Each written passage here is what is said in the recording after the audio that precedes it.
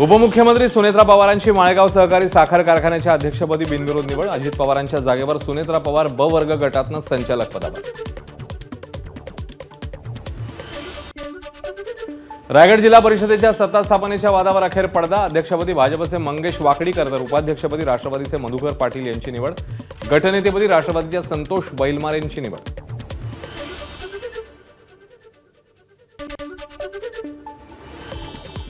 मुंबई महापालिकेतील ठाकरेंच्या शिवसेनेचा नगरसेवक तुळशीराम शिंदेंचं पद धोक्यात। भाजपचे पराभूत उमेदवार संजय आव्हाड यांची कोर्टामध्ये याचिका। शिंदे यांच्या निवडणूक अर्जात त्रुटी असल्याचा याचिकेत दावा। 20 तारखेला कोर्टात होणार सुनावणी। आखाती देशातल्या युद्धाचा मुंबई महापालिकेतल्या कॅन्टीनलाही फटका। गॅसची टंचाई, त्यामुळे महापालिकेच्या कॅन्टीनने घेतला इलेक्ट्रिक शेगड्यांचा आधार। त्यामुळे महापालिकेतल्या कर्मचाऱ्यांना कॅन्टीनमध्ये सुरळीत जेवण मिळणार।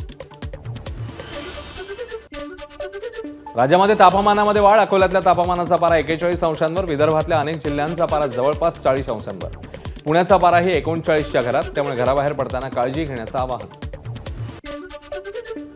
परभणीमध्ये आजचं तापमान 38 अंशांवर, उकाड्यामुळे लोक हैराण। काम असेल तरच घराबाहेर पडा, शासनाकडून आवाहन।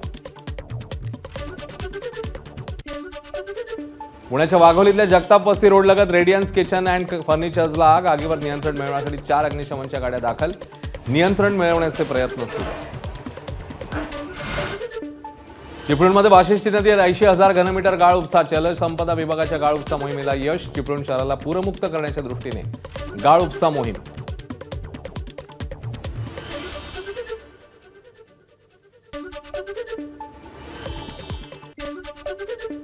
महाकुंभ मेळ्यामध्ये व्हायरल झालेल्या मोनालिसाने केलं लग्न। केरळमधल्या एका मंदिरात मोनालिसा लग्नबंधनात। तिच्या लग्नाला केरळचे शिक्षण मंत्री आणि नेते उपस्थित। मात्र मुस्लिम मुलासोबत लग्न केल्यानं कुटुंबियांचा मात्र विरोध।